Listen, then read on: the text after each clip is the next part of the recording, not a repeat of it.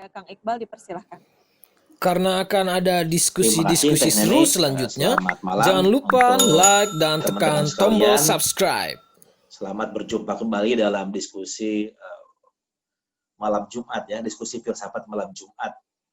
Sebagaimana yang sering saya sampaikan dalam pertemuan-pertemuan sebelumnya, saya memberanikan diri untuk berdiskusi dalam diskusi malam Jumat, bukan berarti saya sudah master ya dalam bidang filsafat, tapi ini adalah sarana agar saya pribadi bisa terus belajar, membaca. Sulit dibayangkan tanpa ada tuntutan untuk berbicara tentang teori-teori filsafat ini, saya bisa membuka kembali, membaca kembali buku-buku yang mungkin sudah lama tidak dibaca gitu ya. Berkat diskusi ini, saya kembali ke perpustakaan, membaca buku, dan membuatkan poin-poin yang bisa didiskusikan, bisa ditanggapi oleh hadirin sekalian. Dan dalam diskusi ini tentu saja kita adalah mitra ya, bukan dosen dan mahasiswa, bukan guru dan murid, tapi kita semua bisa berbagi bersama pengetahuan. Tidak lantas orang yang berbicara pertama adalah lebih tahu. Bisa jadi teman-teman yang hadir, yang mendengarkan justru lebih tahu dari saya. Jadi posisinya sebetulnya seperti itu. Yang kedua saya sampaikan adalah minggu ini adalah minggu kedua di mana kita mendiskusikan tentang falsafah ya. Minggu lalu kita mendiskusikan pemikiran dari Abu Bakar Ar-Razi, dan 4 minggu sebelumnya setelah pengantar kita mendiskusikan para filsuf Yunani Romawi. Secara khusus kita diskusi tentang Platon, Aristoteles, dan mazhab Stoa atau Stoikisme gitu. Hari ini kita akan diskusi tentang seorang filsuf yang bisa dikatakan raksasa sebetulnya. Sangat besar dalam pengertian karyanya banyak, substantif, dan dia adalah perumus kurikulum falsafah di dunia Arab dan dunia abad pertengahan. Jadi kalau dikatakan Al-Kindi itu adalah seorang pemula, kemudian Ar-Razi merumuskan gagasan falsafis sebelum Al-Farabi, mereka adalah pendahulu Al-Farabi, tapi sulit dibantah bahwa Al-Farabi adalah seorang perumus apa yang disebut sebagai filsafat pada abad pertengahan gitu. Makanya orang-orang seperti Ibnu Sina, kemudian Ibnu Bajjah, Ibnu Rus, dan bahkan para pemikir Yahudi dan para pemikir Kristiani abad pertengahan mau tidak mau mengikuti kurikulum filsafat yang sudah dirumuskan oleh Al-Farabi. Karena kalau tanpa Al-Farabi, jelas orang sudah lupa dengan Platon, terutama lupa dengan Aristoteles ya. Berkat Al-Farabi yang kemudian dikomentari oleh Ibnu Sina dan belakangan oleh Ibnu Rushd, maka orang-orang di abad pertengahan bisa merasakan kembali ya manfaat dari cara berpikir Yunani, khususnya Aristoteles gitu. Dan Al-Farabi ini disebut sebagai raksasa dalam bidang pemikiran filosofis karena dia menulis hampir semua tema filsafat ya, dari mulai logika. Dia adalah orang yang pertama di dunia Arab Islam yang menulis ulang organon ya. Organon itu adalah satu ilmu yang diciptakan oleh Aristoteles tentang bagaimana berpikir yang sahih, yang valid ya. Ada 10 judul yang dikenal dengan organon itu, dan oleh Al-Farabi kemudian ditulis ulang, dikomentari, dan dirumuskan dengan cara yang baru. Jadi Al-Farabi punya jasa besar untuk menghidupkan, mengembangkan ilmu itu dengan ilmu logika gitu ya. Kemudian Al-Farabi menulis tentang metafisika. Al-Farabi juga menulis tentang astronomi.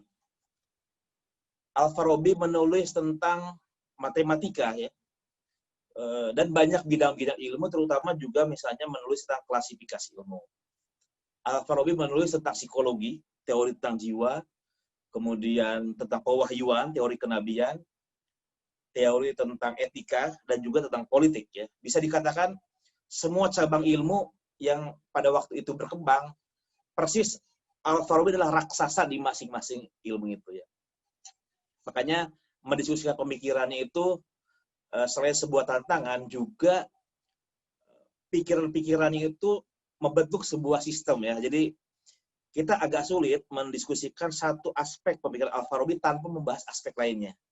Kalau yang lain yang sifatnya kompilatif kan, misalnya pemikirannya ada 5, nah kita bisa membahas aspek yang pertama saja, mengabaikan 4 yang lain gitu. Atau kita langsung yang kelima, yang 4 pertama bisa kita skip gitu ya, langsung kelima. Ada banyak pemikir yang seperti itu. Tapi Al-Farabi selain dia substantif, mendalam, juga sistematis. Artinya satu dengan yang lain itu saling terkait dan mengandaikan satu sama lain. Tantangan yang kedua ya. Nah, sebelum masuk ke situ, saya ingin memperkenalkan biografinya dulu. Siapa sih Abu Nasr Al-Farabi, sampai kita perlu mendiskusikan orang yang disebut sebagai guru kedua ya, master kedua ya, the second master setelah Aristoteles. Nama lengkapnya adalah Abu Nasr Muhammad bin Muhammad Tarkhan bin Uzzalak Al-Farabi, yang lahir pada 872 Masehi ya, abad 9. Jadi ini kurang lebih 3 abad setelah Nabi Muhammad hijrah ya. Jadi 3 abad setelah Nabi Muhammad, abad ketiga lah ya waktu itu. Dan pada usia 0 sampai 40 hidupnya normal-normal saja ya. Maksudnya itu ya menjalani kehidupan, belajar, sekolah, menjadi profesional ya, menjadi hakim di kotanya itu. Baru pada usia 40 dia mulai tertarik dengan filsafat. Jadi kalau kita belajar filsafat dari mulai misalnya kuliah gitu ya, katakanlah usia 18 tahun, 19 tahun, 20, 25, Al-Farabi seorang raksasa sebetulnya baru mulai belajar filsafat di usia ke-40. Memang beliau dianugerahi usia panjang ya, sampai 80. Jadi walaupun mulai dari 40, tapi karir filsafatnya 40 tahun gitu, panjang. Tapi kita patut tidak berkecil hati, karena seorang Al-Farabi itu mulai mempelajari filsafat di usia 40 ya. Jadi dia dari kotanya, di Farab, pergi ke Baghdad untuk belajar logika kepada Abu Bashar bin Matta bin Yunus. Ini seorang ahli logika terkenal, ahli filsafat terkenal. Lalu kemudian dia juga belajar kepada Yuhanna bin Haylan ya. Jadi guru-guru besar yang terbaik pada zamannya gitu. Dan setelah mempelajari banyak, menyerap banyak, kemudian merumuskan ulang, memikir ulang, memproduksi sendiri pengetahuan dan menjadi guru selama 30 tahun di Baghdad. Baghdad waktu itu adalah sebuah kota besar ya. Sebuah kota besar di Imperium Abbasiyah. Jadi sangat kosmopolitan, dari semua daerah, semua etnis datang kumpul di situ, sehingga kalau Al-Farabi datang ke situ ya dia ada di pusat peradaban dunia ketika itu.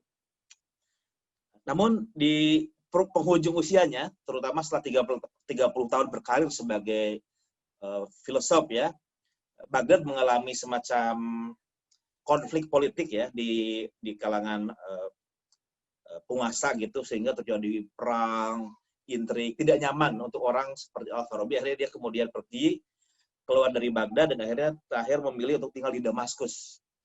Di Damaskus, kemudian di kota inilah beliau kemudian meninggal ya, di Damaskus ini. Dia meninggal pada tahun 950 Masehi di usia 80 tahun. Nah, saya tadi katakan memahami Al-Farabi agak sulit hanya membahas satu aspek ya, karena bahkan buku-buku yang babonnya aja, misalnya buku negara pandangan dari warga negara utama itu ya, itu mencakup berbagai hampir semua aspek filsafat ya, dari mulai teologi, metafisika, kemudian filsafat alam, psikologi, etika, bahkan politik gitu. Jadi satu buku dimaksudkan untuk membahas serensiklopedis tema-tema yang ada pada waktu itu. Karena itu untuk memahami pemikir Al-Farabi kita bisa mulai dengan klasifikasi pengetahuan yang berkembang pada zamannya. Al-Farabi menulis buku khusus ya, Isra'ul Ulum, klasifikasi ilmu-ilmu kira-kira gitu ya. Al-Farabi membagi 2 jenis ilmu. Yang pertama ilmu-ilmu agama, ilmu-ilmu nakliyah gitu ya. Dan yang kedua adalah ilmu-ilmu rasional. Ini yang disebut dengan ilmu-ilmu filosofis. Ilmu-ilmu agama dibagi dua lagi. Yang pertama ilmu kalam, yang kedua ilmu fikih ya. Kalau kalam itu lebih pada pengetahuan teoritis, bagaimana relasi Tuhan, alam, dan manusia, kira-kira gitu ya. Makanya ilmu kalam. Kalamullah maksudnya itu kemudian ditafsir untuk melihat bagaimana relasi antara Tuhan, alam, manusia itu teoritis, bersifat teori tentang dunia gitu, ilmu kalam. Sementara ilmu fikih lebih praktis, bagaimana melakukan ritual, bagaimana berhubungan antara satu dengan yang lainnya, pemimpin dan sebagainya. Yang kedua itu ilmu-ilmu rasional. Nah ini disebut dengan ilmu filosofis, yang oleh Al-Farabi juga dibagi dua lagi, yaitu ilmu-ilmu teoritis dan ilmu-ilmu praktis. Ya. Ilmu teoritis itu adalah bahasa, tadi yang saya sebut logika, matematika, ilmu alam, dan metafisika.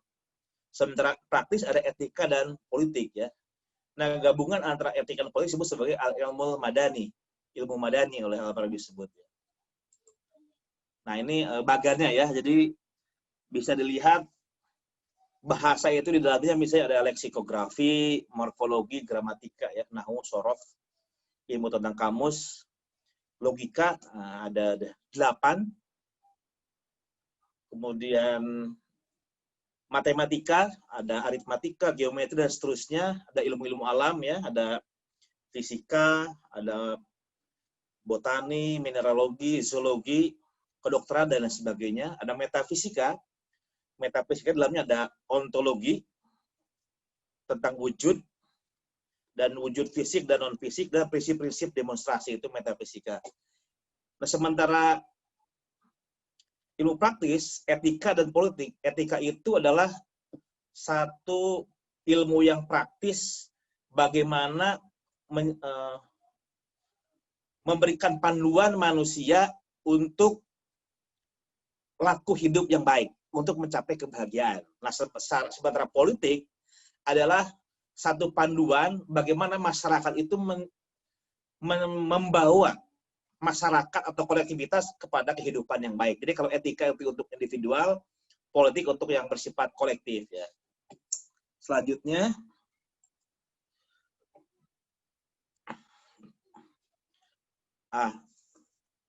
untuk Al-Farabi memang saya sebenarnya ingin menghindari pembahasan tentang teori emanasi ya. Jadi ini teori yang sebenarnya cukup nggak rumit sih, cuman agak panjang gitu.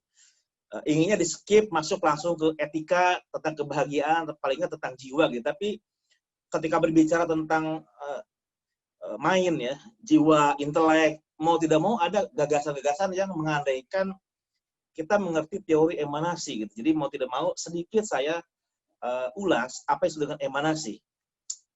Hadirin sekalian, di dalam pemahaman umum itu kan sudah dimaklumi bahwa alam ini dan manusia itu diciptakan oleh Tuhan, kira gitu ya. Jadi ada anggapan secara umum bahwa pada awalnya Tuhan itu sendirian, alam ini tidak ada, manusia tidak ada, dan pada satu waktu tertentu kemudian Tuhan berpikir, kayaknya enak nih kalau menciptakan segala sesuatu. Jadi saya nggak sendirian gitu kan. Simsalabim, abrakadabra, diciptakanlah segala sesuatu selain Tuhan. Kira-kira gitu kan, pemahaman secara umum seperti itu. Nah, pemahaman seperti itu sebetulnya menimbulkan banyak problem filosofis yang sulit dijelaskan ya. Nah, para filsuf mencoba untuk memberikan semacam jalan keluar karena bagaimana muncul yang banyak dari yang satu. Katakan yang Tuhan itu yang satu ya. Yang satu, kemudian alam ini yang banyak. Alam itu kan banyak, kan ada planet, ada banyak, ada gunung, ada laut, ada pluralitas di alam ini gitu. Bagaimana relasi antara yang satu dengan yang banyak itu seperti apa? Apakah betul dalam konteks tadi simsalabim, abrakadabra gitu kan? Akan banyak muncul pertanyaan, misalnya belakangan ditanyakan kalau memang demikian, kenapa Tuhan menciptakan segala sesuatu pada waktu itu? Kenapa tidak sebelumnya? Kenapa nggak setelahnya? Apa alasannya? Apakah Tuhan punya hajat? Misalnya gitu-gitulah. Banyak pertanyaan yang tidak dijawab, dan terutama kalau dianalogikan dengan proses kreasi yang kita bayangkan ya. Misalnya kalau seorang yang mau mengarang artikel, atau seorang pelukis ingin membuat lukisan, atau seorang pemahat ingin membuat patung gitu ya, maka proses kreatif itu paling tidak dalam pikiran yang bersangkutan itu ada pluralitas gitu. Pluralitas maksudnya adalah ketika membuat lukisan, maka dalam pikiran kita itu kita akan membayangkan misalnya yang biasa dilukis oleh anak SD ya, nanti akan ada gunung, nanti akan ada sawah gitu ya, lukisan standar ya di SD itu ya. Ada langit, ada matahari.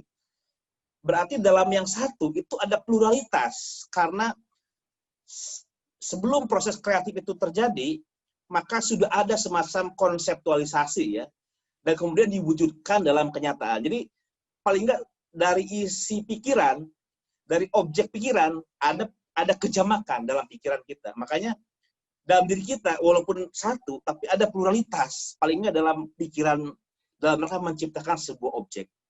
Nah, kalau memang alam ini diciptakan Tuhan dengan sedemikian, apakah itu tidak berarti dalam zat Tuhan itu ada pluralitas juga? Karena kita tahu di alam ini ada banyak hal ya. Apakah sebelumnya Tuhan mikirin, wah nanti gunungnya, ada berapa gunung ya di bumi ya? Apakah ada 100, 1000, sungai ada berapa? Lautnya, benua ada berapa? Nah, mikir gitu aja udah mengandaikan ada pluralitas dalam pikiran Tuhan gitu. Ini sesuatu yang ingin dihindari oleh para filsuf, karena kalau dia Tuhan itu dalam zat yang maha mutlak, harusnya terbebas dari pluralitas, terbebas dari perubahan gitu. Karena perubahan itu asumsinya adalah satu karakter yang ada di alam, dan perubahan itu mengandaikan adanya kekurangan ya. Misalnya orang lapar, butuh makan supaya kenyang. Jadi lapar, makan, kenyang. Ada perubahan itu karena ada sesuatu, ada hajat pada sesuatu. Gitu. Sesuatu yang harusnya pada konsep tentang yang mutlak itu tidak ada. Gitu. Jadi pluralitas, kemudian perubahan dari potensi ke aktual itu harus tidak ada. Gitu. Anak kecil atau ayam itu awalnya telur. Dalam telur itu dia belum jadi ayam, tapi dalam telur itu ada potensi untuk menjadi ayam. Ketika sudah menetas, maka telur itu sudah menjadi ayam yang aktual, bukan potensial lagi. Nah, perubahan itu kan gerak dari potensi ke aktualitas gitu. Jadi ada potensi, ada aktualitas. Sesuatu yang dalam zat Tuhan tidak mungkin, karena zat Tuhan sejatinya adalah satu zat yang bersifat aktual terus-menerus, tidak pernah menjadi potensial, tidak ada gerak dari potensi ke aktualitas gitu ya. Kalau dalam kenyataan kan selalu begitu ya, kita kecil jadi besar, lapar jadi kenyang, kenyang jadi lapar, itu biasa. Dalam alam ini perubahan niscaya, sementara dalam zat Tuhan harusnya tidak terjadi. Nah, untuk tetap menjaga keesaan Tuhan, tapi sekaligus menjelaskan ke pluralitas yang ada di alam, maka kemudian para filsuf, dalam hal ini Al-Farabi dan Ibnu Sina sebetulnya mengemukakan teori sebetulnya teori emanasi. Sebelum Al-Farabi sudah ada Plotinus misalnya juga mengemukakan gagasan tentang emanasi, atau Ar-Razi sebelumnya juga menyampaikan dalam kadar tertentu juga semacam emanasi juga gitu ya. Nah, dalam kerangka Al-Farabi itu seperti ini, kira-kira Tuhan sebagai zat yang maha sempurna, tentu dia adalah mesti sesuatu yang wujudnya bersifat mutlak, bukan wujud yang relatif ya. Relatif itu misalnya kalau ditanya manusia namanya Teh Neni misalnya. Teh Neni ada nggak? Ya ada sekarang, nggak tahu besok. Mungkin besok pulang ke Tasik. Jadi ada sekarang, besok mungkin nggak ada. Dulu mungkin 50 tahun yang lalu Teh Neni nggak ada, sekarang ada, dan mungkin 100 tahun lagi bisa nggak ada lagi gitu ya. Ada di Tasik tapi tidak ada di Ciamis misalnya gitu kan. Nah, keberadaannya itu relatif pada waktu dan pada tempat. Sesuatu yang harusnya untuk Tuhan yang mutlak itu tidak terjadi. Jadi bersifat keberadaannya itu mutlak, tidak bisa sebelumnya nggak ada terus ada, nanti nggak ada lagi gitu. Jadi pertama seperti itu kata Al-Farabi ya. Yang kedua adalah sudah pasti sebagai yang maha mutlak, dia adalah satu, bukan materi, karena materi keterbatasan kan. salah satu karakteristik materi keterbatasan tadi, terbatas oleh ruang. Tuhan itu harus bersifat spiritual, ruh, berkesadaran, berpikir gitu ya. Nah, sebagai zat yang berpikir dan esa, tentu yang menjadi objek pikirannya tidak boleh ada 2 dan 3, karena kalau zat yang berpikir, Tuhan sebagai zat yang berpikir, memikirkan banyak hal, sudah pasti ada pluralitas dalam pikirannya. Maka untuk memastikan sebagai zat yang berpikir, maka pekerjaannya berpikir itu harus objeknya juga hanya satu, nggak boleh banyak, nggak boleh sesuatu yang di luar dirinya, kan nggak ada gitu. Makanya sebagai wujud pertama yang mutlak, maka Tuhan itu aktivitasnya adalah berpikir, kesadaran, ruh yang mutlak, yang menjadi objek dari kesadaran atau pemikirannya adalah zatnya sendiri. Jadi dia adalah akal yang berpikir tentang dirinya sendiri. Jadi ada subjek, pekerjaan, dan objek itu satu, sama, bukan 2 hal yang berbeda gitu. Jadi itu upaya para filosof untuk mempertahankan keesaan zat Tuhan gitu ya. Nah, pertanyaannya, kalau memang sedemikian esanya, sedemikian mutlaknya sebagai wujud pertamanya, al-mawjudul awal, lalu bagaimana menjelaskan yang banyak gitu. Nah, kata Al-Farabi, karena zat Tuhan itu maha mutlak, dia adalah yang paling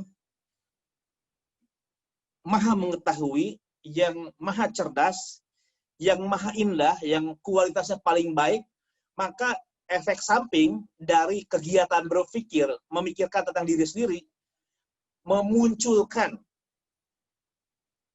objek-objek yang disebut sebagai akal juga. Gitu. Jadi muncullah di luar Tuhan ada akal yang pertama gitu sebagai dampak dari kegiatan berpikir Tuhan tentang dirinya. Jadi dan akal itu jelas sebagai objek langsung dari kegiatan berpikir Tuhan juga punya kualitas yang di antara semua di luar Tuhan paling mendekati kualitas Tuhan gitu ya.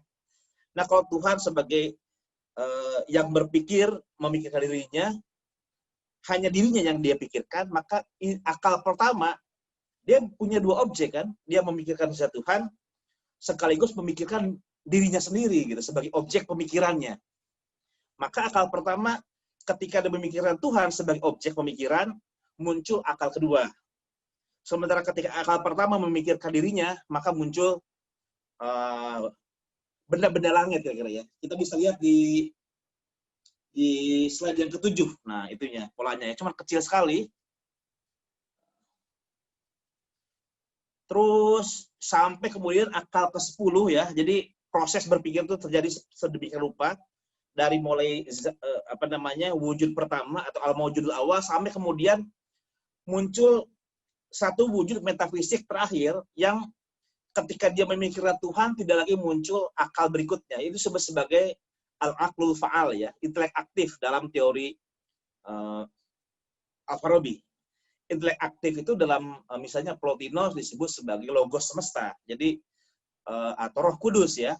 Jadi dia yang kemudian bertanggung jawab untuk merawat segala sesuatu yang ada di alam ini, termasuk juga memberikan bentuk pada materi yang ada di alam ini ya. Jadi memberi bentuk itu maksudnya mengapa misalnya biji rambutan itu kalau tumbuh nggak jadi pohon kelapa, tapi dia jadi pohon rambutan juga, berbuah gitu. Nah, apa yang mempertahankan bentuk biji rambutan kalau tumbuh nggak jadi pohon kelapa? Nah, itu tugas intelek aktif.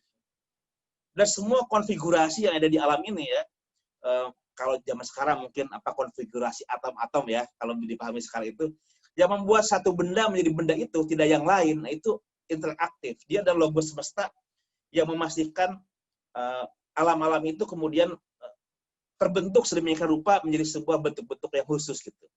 Jadi dan itu berkembang dari yang sifatnya material ke hayulan itu ya, materi prima itu materi dasar yang tanpa bentuk kemudian berkembang menjadi bentuk elemen 4 elemen dasar, air, api, udara, tanah, kemudian proses itu kemudian berkembang secara evolutif menjadi mineral ya, batu-batuan dan sebagainya, kemudian muncul tumbuhan, hewan dan manusia. Itu proses sedemikian rupa, itu polaannya itu dibuat semacam rumusnya di semesta ini oleh satu logos, ya, semesta yang disebut sebagai intelek aktif. Nanti pada gilirannya ketika wujud itu sudah berkembang secara evolutif ya, dari alam yang paling sederhana muncul mineral, batu-batuan, kemudian muncul tumbuhan, muncul hewan. Hewan tidak mungkin muncul sebelum tumbuhan ada. Jadi prosesnya evolutif ya. Tumbuhan, karena hewan kan makan tumbuhan kan awalnya kan, jadi nggak mungkin dia ada tanpa ada makanannya gitu kan. Hewan. Dari hewan ada baru manusia gitu. Manusia kelanjutan dari proses evolutif dari tumbuhan, hewan, kemudian manusia. Manusia kan juga berkembang dalam proses evolusi ya, dari manusia yang awalnya sangat dekat dengan binatang gitu ya, dengan hewan, semakin lama semakin berkembang kecerdasannya sampai mungkin sekarang istilahnya Homo sapiens ya, berkembang, dan proses perkembangan intelek manusia kemudian menjadi sebuah kesadaran, bahkan kesadaran diri, bahkan memiliki kecerdasan yang bisa mengerti satu konsep-konsep abstrak yang melampaui yang material gitu ya, ide-ide abstrak itu melampaui material, itu juga tidak mungkin terjadi, kata Al-Farabi, tanpa ada emanasi, tanpa ada pencerahan dari logo semesta yang disebut dengan intelek aktif. Jadi dalam kerangka kosmologinya Al-Farabi itu ada Tuhan sebagai wujud yang mutlak gitu, kemudian memancarlah wujud-wujud metafisik itu berbarengan dengan wujud-wujud benda-benda langit semesta itu, dan terakhir di bumi di sublunar ya, sebutnya sublunar world gitu, dunia di bawah bulan, di mana semua yang bertanggung jawab untuk merawat, memberikan semacam aktualisasi bentuk-bentuk itu adalah tadi logo semesta disebut sebagai intelek aktif itu. Dan ini metafisika sekaligus kosmologi Al-Farabi ya, mau nggak mau kita membahas, nanti kita bisa diskusikan, dan teman-teman yang mungkin belum terlalu jelas tapi boleh ditanyakan dalam diskusi ya. Saya langsung masuk ke teori jiwa. Jadi manusia sebagai mewujud yang paling akhir dalam proses evolutif alam itu, pada awalnya dia adalah bagian dari alam fisik sekaligus sudah berkembang melampaui alam yang bersifat fisik ya. Jadi kalau sekedar fisik itu mungkin hanya tulang, kulit, tapi dalam diri manusia sudah ada yang disebut dengan kesadaran, dan kesadaran itu jelas dia melampaui yang bersifat fisik, karena fisik itu bersifat deterministik ya. Dia diikat oleh hukum kausalitas yang ada di alam, hukum fisika gitu. Sementara jiwa itu cenderung melawan hukum fisika gitu ya, hukum fisik ya, sebab akibat itu. Makanya di diskusi sebelumnya kita katakan kemampuan jiwa manusia untuk mengubah situasi yang bersifat alami menjadi berkebudayaan itu karena justru karakter jiwa manusia yang ingin mengubah yang awalnya alamiah menjadi tidak alamiah gitu kan. Secara alamiah kita lahir nggak pakai pakaian kan, tapi sekarang kita pakaian banyak. Rumah ini enggak, ini artifisial gitu. Kalau bicara alamiah, ya lihat singa dari dulu tinggal di hutan, di gua ya, dia nggak ada singa yang bikin rumah, bikin apartemen, bikin kampus. Nah, manusia nggak mau kayak singa. Saya mau bikin rumah, apartemen, hotel, kampus, bikin sekolah, bikin negara, bikin pemerintahan, bikin RT, RW, itu semua hanya mungkin karena manusia ingin melampaui yang alamiah, karena jiwanya sudah mampu melampaui keterbatasan yang alamiah. Nah, makanya disebut definisi jiwa menurut Al-Farabi di sini, jiwa adalah kesempurnaan awal bagi tubuh fisik yang bersifat alamiah. Jadi, apa itu manusia? Ya, manusia adalah organisme yang memang awalnya bersifat fisik, tapi memiliki kesadaran. Dan itu adalah jiwanya ya. Jiwa adalah pembentuk bagi tubuh. Ini masih ada gaung Aristoteles ya, memahami tentang hubungan antara tubuh dan jiwa. Dan dalam diri manusia sebetulnya ada tiga daya-daya jiwa yang dikenal sebagai daya nabati, jiwa nabati, jiwa hewani, dan jiwa rasional ya. Selanjutnya, apa itu jiwa nabati? Nah, ini persis ya, platonis ya, dan ada Aristotelian juga istilahnya. Pertama, jiwa nabati itu adalah satu daya dalam diri manusia yang menyebabkan manusia bisa survive sebagai organisme, bisa tumbuh dari kecil menjadi besar, di tua gitu, dan juga bisa mengalami regenerasi ya. Jadi misalnya kalau sakit bisa jadi sembuh, atau bahkan kita dengan proses perkawinan bisa memiliki regenerasi generasi spesies gitu. Kita bisa mempertahankan spesies dengan cara melahirkan keturunan gitu. Makanya ada 3 daya dalam jiwa nabati. Yang pertama daya nutrisi, al-quwah al-ghaziyah. Itu nutrisi ya. Kalau tubuh itu tanpa nutrisi ya dia nggak akan survive minimal. Apalagi dalam proses pertumbuhan dengan nutrisi yang baik itu akan tumbuh gitu. Nah, dalam jiwa kita ada daya itu yang membuat kita hidup tidak hanya survive tapi tumbuh. Ada daya pemeliharaan, daya pertumbuhan, dan juga daya generatif atau reproduktif ya. Itu bagian dari jiwa kita itu ada disebut dengan jiwa nabati. Nabat itu dalam bahasa Arab artinya tumbuh ya. Kemudian yang kedua adalah jiwa hewani. Jiwa hewani ini kata Al-Farabi terdiri dari 2 bagian utama. Ada daya disebut dengan daya untuk memahami, artinya punya kemampuan kognitif ya, memahami, al-quwah al-mudrikah. Yang kedua daya untuk bergerak. Kalau lapar kita nyari nasi goreng ke depan. Nah itu daya untuk bergerak ya. Kalau kangen sama orang tua ya kita pulang kampung. Itu daya untuk bergerak. Itu disebut al-quwah al-muharrikah. Jadi ada 2 utama dalam jiwa hewani. Itu yang membedakan hewan dari tumbuhan sebetulnya. Kalau tumbuhan hanya tumbuh, mungkin bisa berkembang ya, berpunya anak lah gitu ya, membelah diri dan sebagainya. Tapi dia tidak punya pemahaman tumbuhan itu dan tidak bisa bergerak ya. Kalau dia dimakan sama hewan, ya dia nggak bisa lari. Tapi kalau hewan dikejar oleh musuh, dia masih bisa kabur karena punya kemampuan, punya daya untuk bergerak. Nah, daya gerak ini dalam jiwa hewani termasuk dalam jiwa manusia itu terkait dengan 2. Pertama syahwat, yang kedua emosi. Syahwat itu adalah sesuatu yang menginginkan rasa nikmat dan menghindari rasa sakit. Kalau lapar kan sakit. Caranya untuk menghilangkan sakit gara-gara lapar ya dengan makan. Dan dengan makan datang, sakit hilang, nikmat datang gitu kan. Haus, gak enak kan? Sakit. Nah, itu membuat kita bisa bergerak untuk kemudian menghilangkan sakit gara-gara haus dengan minum akhirnya nikmat karena sudah hilang haus. Dan banyak nikmat yang lain ya. Bahkan ketika sudah tidak lapar lagi, kita sudah bukan hanya bicara lapar atau haus, maka itu dipilih dengan jenis makanan yang beragam karena kita ingin fokus pada kenikmatan, bukan hanya menghilangkan lapar dan bukan hanya untuk badan sehat gitu. Dan juga emosi itu kemarahan, rasa cinta pada orang yang dicintai itu membuat kita tertarik untuk mungkin datang menemui gitu, atau rasa rindu pada orang tua membuat kita pulang, itu juga emosi ya. Jiwa hewani yang ketiga adalah ada daya memahami ya, yang terdiri dari indera eksternal dan eksternal. Eksternal itu panca indera ya, melihat, merasa, membaui. 5 panca indera itu adalah indera yang bersifat eksternal, berhubungan dengan dunia. Dan ada internal ya, ada indera kolektif yang disebut dengan sensus komunis ya, artis al-mustarok. Ada daya konsepsi, ini merumuskan konsep-konsep, itu juga di di jiwa hewani sudah ada ya.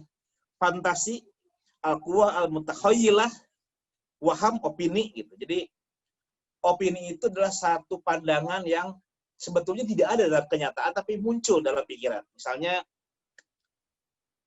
harusnya kan kalau ketemu seseorang kita netral aja ya. Oh, orang itu rupanya begini gitu. Tapi karena kita punya pengalaman dulu, kalau ketemu orang itu nggak enak gitu, bawaannya nggak nyaman, gampang marah. Jadi belum muncul penyebab kita takut atau nggak enak. Tapi ketika ketemu dia langsung paling ketemu sebentar nggak betah deh, paling pengen pergi gitu. Nah itu waham ya, opini itu. Sebetulnya belum tentu orang itu begitu, tapi dalam pikiran kita sudah membentuk, wah ini masih ini begini, si ini begitu, si ini begitu. Terakhir memori, zakiro, kemudian hafalan ya, al-hafizah. Itu daya hewani. Jadi hewan itu bisa mengerti, mengingat objek-objek, makanya dia tahu mana yang bisa dimakan, mana yang enggak, karena dia punya potensi ini juga ya. Nah kemudian jiwa rasional. dalam diri manusia, jiwa rasional itu definisinya sebagai daya untuk memahami, membedakan, dan menciptakan. Memahami artinya objek-objek. Kita tahu ini binatang, ini tumbuhan, ini batu, ini air. Kenapa bisa mengerti ya? Karena dalam jiwa kita ada jiwa rasional yang mengerti, memahami objek-objek. Membedakan, ini hitam, ini putih, ini baik, ini buruk, ini juga kemampuan dari jiwa rasional. Yang terakhir menciptakan. Kita ingat para pencipta ya, misalnya Thomas Alva Edison, kemudian Marconi, ya banyak kita mendengar pencipta itu ada daya kreatif dalam jiwa rasional sehingga bukan hanya mengingat yang sudah ada, tapi juga menciptakan sesuatu yang sebelumnya ada menjadi ada gitu. Menciptakan sesuatu yang baru. Itu kemampuan jiwa rasional. Yang kemudian kata Al-Farabi ini mengikuti Aristoteles dan Platon, jiwa rasional manusia itu terdiri dari akal teoritis dan akal praktis. Akal teoritis adalah satu daya untuk memahami secara rasional, universal, dan abstrak. Ini adalah daya ilmiah ya. Jadi kalau kita bisa merumuskan hukum gravitasi, hukum Pitagoras untuk segitiga itu pasti yang bekerja akal teoritis gitu. Merumuskan teori tentang E sama dengan MC kuadrat itu akal teoritis yang bekerja ya. Ada akal praktis. Akal praktis adalah satu daya untuk menuntut tindakan dan laku hidup manusia. Tahu mana baik, mana buruk. Kalau saya begini ngomong, orang yang diajak ngomong pasti tersinggung. Nah, itu akal praktis. Manusia punya kemampuan, bukan hanya mengerti objek, pas ini orangnya gini, tapi juga tahu kalau ngomong gini, dia akan sakit hati. Kita nggak boleh ngomong seperti ini. Nah, itu memang sudah ada potensi itu di dalam diri manusia disebut dengan akal praktis. Selanjutnya, nah, yang menarik dari Al-Farabi itu, yang nanti ada hubungannya dengan teori kebahagiaan, Al-Farabi ingin menjelaskan dari mana kesadaran itu muncul ya. Karena manusia itu kan awalnya kan bagian dari alam. Dia sama dengan alam gitu kan. Dia ada unsur tanahnya, unsur air, ada unsur udara di dalam diri itu. Ada unsur apinya gitu. Kemudian berkembang. Apa yang membuat manusia kemudian memisahkan diri dari hewan, dari keluarga hewan. Kan kalau hewan itu akal budinya hanya sekedar untuk mempersepsi objek, mengikuti bagaimana memuaskan kebutuhan makan dan minum dan ketertarikan seksual ya. Tapi manusia kok bisa muncul kesadaran, kecerdasan yang membuat dia menjadi hewan yang berbeda, bukan hewan yang seperti pada umumnya gitu. Nah, kata Al-Farabi itu karena manusia punya satu akal yang berkembang dari yang disebut sebagai akal potensial ya, akal material atau hayulani, kemudian akal aktual atau akal habitual sampai dengan akal perolehan. Al-aqlul mustafad, akal perolehan ya. Ini perkembangan ini yang membuat manusia itu punya kesadaran bisa berfilsafat, bisa menjadi ilmuwan, bisa menjadi pemikir gitu ya, menjadi sufi dan sebagainya karena akalnya berkembang dari yang hanya sekedar kecerdasan potensial menjadi kecerdasan yang disebut sebagai al-mustafad, perolehan. Apa itu? Akal potensial atau material adalah bagian dari jiwa yang berfungsi untuk melepaskan bentuk dari hal ihwal kenyataan dari materinya gitu ya. Jadi kalau kita melihat kursi yang masuk ke pikiran kita kan bukan wujud kursinya ya, dengan kayu-kayunya, dengan besi-besinya enggak, tapi yang masuk ke kepala kita kan hanya konsep tentang kursi gitu. Jadi, nah bagian jiwa, kapasitas, potensial jiwa kita untuk menerima gambaran mental dari objek-objek itu disebut dengan akal potensial ya. Nah, cuman akal potensial saja kan nggak cukup untuk mengerti hukum sebab akibat, misalnya gitu kan. Hukum matematis yang di dalam objek-objek kan tidak ada hukum matematis itu kan. Nah, itu hanya mungkin ketika manusia berkembang dari akal potensial ke akal aktual ya. Artinya di dalam manusia itu sudah ada kategori-kategori. Kategori tentang kuantitas, tentang kualitas, tentang sebab akibat, relasi, negasi gitu ya. Misalnya hewan bukan tumbuhan. Monyet adalah hewan. Monyet bukan tumbuhan. Itu menyatakan relasi monyet adalah hewan dan monyet bukan tumbuhan. Itu perlu satu daya khusus yang tidak hanya sekedar kemampuan menangkap konsep-konsep, tapi juga sudah membuat kategori-kategori gitu ya. Nah, itu disebut sebagai akal aktual. Dan dari mana bisa muncul? Ini pertanyaan yang belajar filsafat sebetulnya. Teman-teman yang belajar filsafat bisa belajar tentang 12 kategori dalam Immanuel Kant. Kata Kant itu kan manusia bisa mengerti objek-objek karena dalam akal budi itu ada yang disebut sebagai 12 kategori yang menjadi unsur a priori dalam proses pengetahuan gitu. Pertanyaannya dari mana 12 kategori itu datang? Kategori kausalitas, relasi itu. Nah, nggak ada yang bisa jawab. Dari mana? Kok apakah dari lahir kita sudah punya? Kalau melihat anak kecil kan, dia nggak belajar tentang sebab akibat gitu kan. Jadi bukan karena proses belajar dia mengerti tentang kategori-kategori itu, karena kalau diajarin nggak punya potensinya nggak mungkin ngerti juga gitu kan. Sama kayak orang tidak punya bakat musik, dilatih musik oleh maestro sekalipun ya nggak akan bisa jadi pemusik gitu. Sama orang yang nggak punya bakat nyanyi, dilatih oleh penyanyi top, ya tetap aja falas karena tidak punya potensi yang memungkinkan dia aktual di bidang itu. Sama juga dengan pengetahuan, hanya bisa aktual tadi kategori-kategori sebab akibat, kemudian relasi itu kalau memang sejak lahir dia sudah punya potensi itu ya. Nah, bagaimana mengaktualkan potensi itu? Siapa? Nah, Al-Farabi mengatakan yang mengaktualkan prinsip-prinsip berpikir dalam main manusia itu intelek aktif, al-aqlul fa'al katanya. Dalam bahasa yang lain disebut sebagai Roh Kudus atau Logos Semesta, atau dalam bahasa agama sering disebut sebagai Jibril. Tapi dalam istilah filsafat adalah al-aqlul fa'al ya, intelek aktif gitu. Tanpa intelek aktif yang beremanasi kepada semesta dan diterima oleh manusia yang punya potensi, manusia nggak akan punya kategori-kategori dalam pikirannya itu. Dan terakhir, ketika akal budinya berkembang, dari akal aktual kemudian dipakai berpikir, dan kemudian bisa merumuskan hal-hal abstrak yang bahkan tidak ada pada wujud fisik, misalnya bisa mengerti tentang actus purus, prima causa, itu kan nggak ada dalam kenyataan empiris kan, tapi manusia bisa mengerti. Nah, itu hanya mungkin terjadi kalau orang sudah sampai level berpikirnya, sampai level al-aqlul al-mustafad, level tertinggi dalam perkembangan manusia atau pikiran manusia. Nah, nanti Al-Farabi akan mengaitkan bahwa kebahagiaan itu hanya mungkin dicapai kalau manusia sudah sampai pada pikirannya atau akal terus sampai kepada al-aqlul al-mustafad, al-aqlul mustafad ya. Kalau hanya sekedar bisa berpikir tapi nggak sampai bisa mengerti tentang hal ihwal maujud ya, tentang being, being, tentang sebab pertama dan lain sebagainya, dia akan berada hidup dalam penuh ketidaktahuan dan tidak mengalami kebahagiaan itu. Nah, kemudian kita masuk ke kebahagiaan ya. Selanjutnya kebahagiaan. Slide ke-14.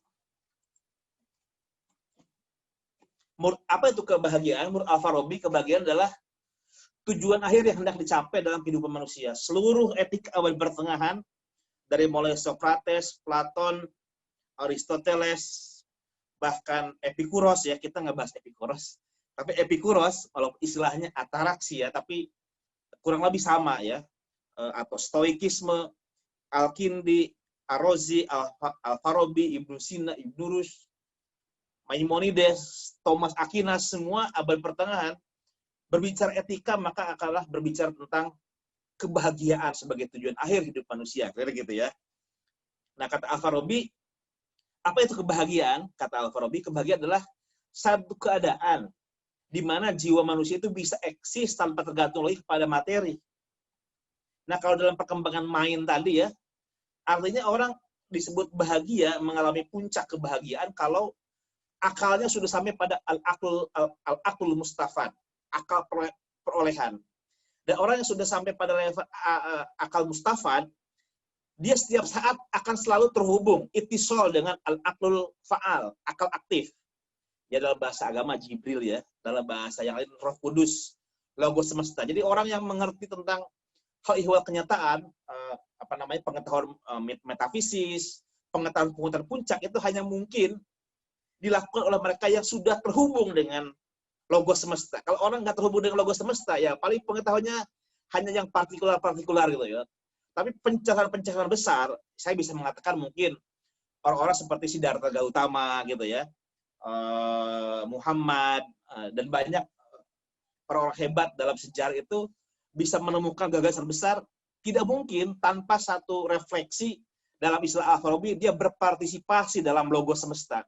Dengan relasi dengan logos semesta, dia mendapatkan banyak pencerahan tentang pengetahuan yang bukan hanya yang partikular, tapi yang besar, yang penting, yang berguna untuk banyak orang gitu ya, bukan hanya untuk dirinya gitu. Nah, itu pengertian kebahagiaan ya. Jadi kalau pakai Aristoteles ya sebetulnya teoria. Jadi kan kalau dalam Aristoteles ada teoria, ada praksis. Nah, puncak dari kebahagiaan manusia kalau manusia sudah bisa sampai pada level teoria. Bisa berpartisipasi dalam logos semesta. Nanti orang-orang romantik seperti Schleiermacher akan kembali merumuskan gagasan seperti ini ya. Jadi orang-orang romantik itu kalau bicara tentang apa itu intelek, apa itu pengetahuan, apa itu pengertian itu adalah partisipasi akal budi manusia dalam logos semesta. Jadi muncul lagi di era modern tuh gagasan-gagasan seperti yang disampaikan oleh Al-Farabi itu. Apakah hanya sekedar aktivitas intelektual atau teoritis yang berdasarkan kebahagiaan, kata Al-Farabi? Enggak juga, sama kayak Aristoteles. Sebetulnya kebahagiaan juga bisa dicapai dengan bukan hanya keutamaan teoritis yang tadi itu, tapi juga keutamaan reflektif, keutamaan moral, dan keutamaan politis ya. Nah, kita lanjut yang berikutnya. Keutamaan moral, meskipun tadi pengetahuan itu adalah yang paling paripurna untuk sampai pada kebahagiaan ya. Jadi kalau sudah beritisol, terhubung, bukan union ya. Kalau sufi kan union, bersatu gitu kan. Kalau filosof itisol, terhubung dengan akul faal, itu yang paling puncak dari kebahagiaan. Tapi Al-Farabi nggak mengabaikan pengetahuan praktis. Menurut Al-Farabi, di antara tindakan-tindakan manusia ada tindakan yang terpuji, tindakan yang tercela, dan tindakan yang tidak terpuji, tidak tercela sekaligus ya. Jadi kalau mengarahkan pada kebahagiaan, maka tindakan itu terpuji. Tapi sebaliknya, membawa manusia kepada ketidakbahagiaan, itu tindakan yang tidak terpuji ya. Nah, ada tindakan-tindakan yang melibatkan tubuh, misalnya olahraga, makan, mengajar, itu melibatkan tubuh ya. Ada yang melibatkan emosi, emotif, berrelasi dengan orang, memancarkan kasih sayang, atau mungkin marah, atau mungkin benci, atau mungkin cinta, itu melibatkan emosi. Ada tindakan yang melibatkan daya intelektual, memahami gitu ya, memahami itu daya intelektual. Nah, dari ketiga lokus, ketiga tempat tindakan manusia, kita ke slide berikutnya.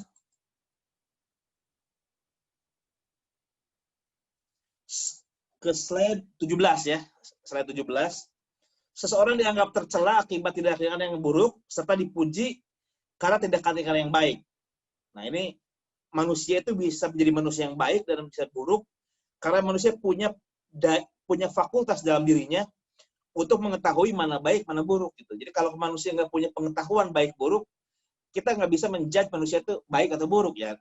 Seperti hewan, kan kita nggak bisa bilang, hewan ini kok jahat sih, memakan temannya, memakan anak. Nggak bisa, karena dalam hewan tidak punya kemampuan untuk mengerti baik buruk. Gitu. Nah, karena manusia itu punya pengertian mana baik, mana buruk, maka kita bisa mengatakan manusia yang mengikuti pengetahuannya yang baik dan meninggalkan keburukan seperti yang dia ketahui, maka dia orang baik. Itu daya intelektual yang ada dalam diri manusia terkait dengan baik dan buruk ya. Kemudian daya intelektual itu juga yang kemudian mampu membantu manusia menentukan keputusan mana yang baik, mana yang buruk. Nah, meskipun sebetulnya dalam situasi yang dilematis ada sesuatu dengan dilema moral ya. Jadi kalau menentukan mana baik buruk yang jelas, ya kita mudah lah. Mencuri ya buruk, walaupun mungkin kita seringkali tergoda, tapi kita tahu buruk. Korupsi buruk, berbohong buruk, membunuh buruk gitu. Tapi kalau dalam situasi-situasi tertentu misalnya seperti dikatakan ya,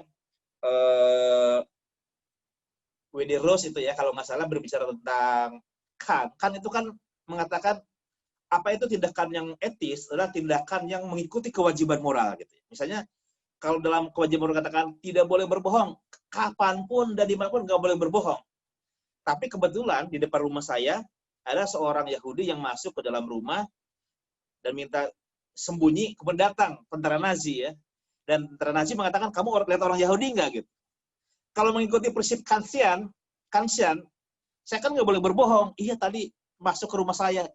Kita tahu dia akan mati kalau kita tidak berbohong gitu.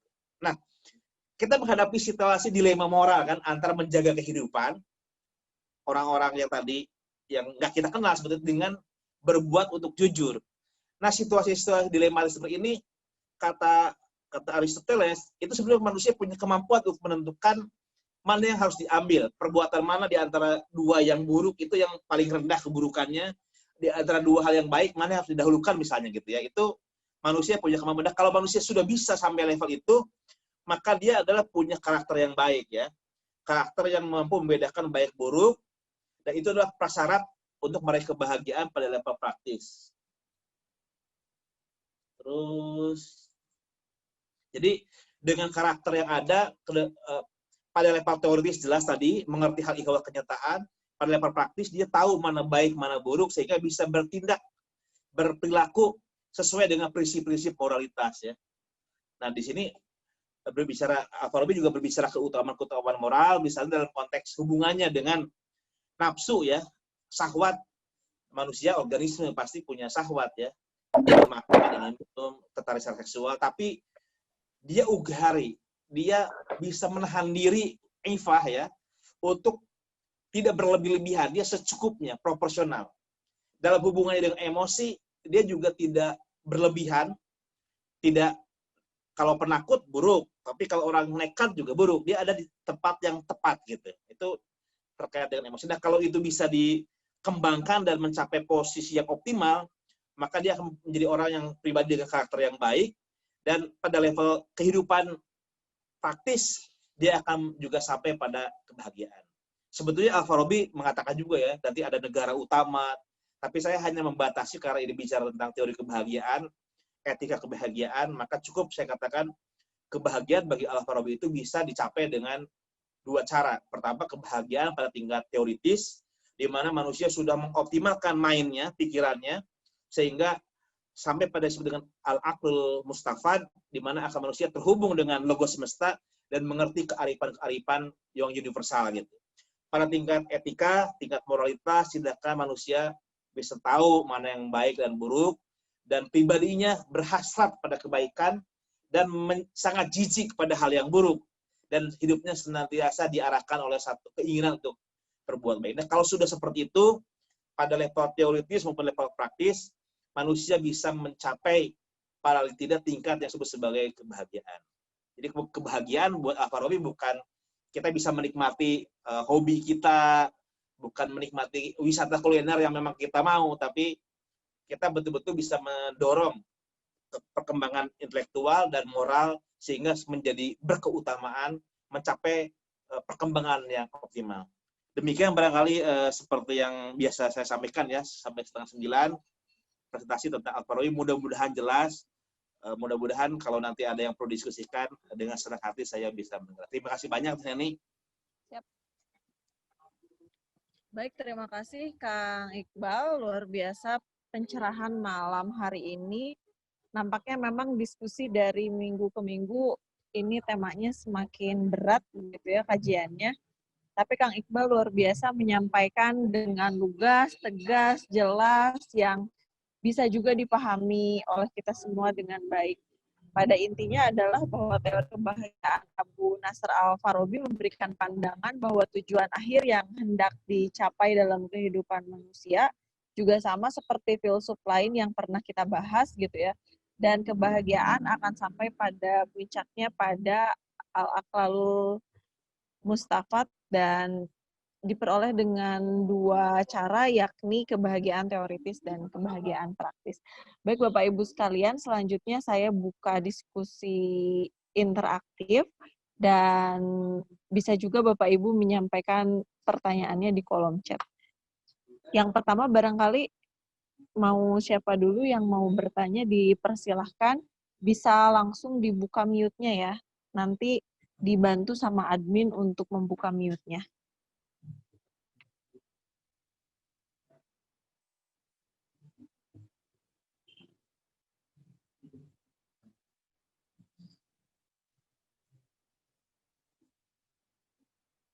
Silahkan Bapak Ibu, jika ada yang mau didiskusikan, ini tidak hanya bertanya tapi juga dapat menanggapi, menambahkan atau bahkan mengkritisi apa yang disampaikan oleh Kang Iqbal ya. Oh oke, dibuka mute-nya mohon dibuka untuk ini sama ini namanya kembarannya Pak MM Iqbal juga ini. Ini pasti Pak Muhammad Iqbal ya M-nya ya. Ya, baik terima kasih. Pak Bahrul sudah bergabung bersama kami. Dipersilahkan Pak Iqbal. Pak Iqbal Kuadrat ini.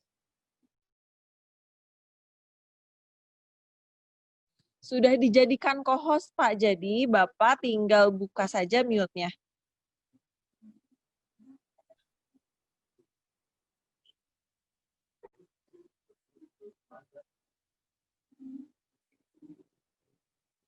Pak Iqbal sudah dibuka Pak, tinggal bisa langsung disampaikan tanggapan atau pertanyaannya, dipersilahkan.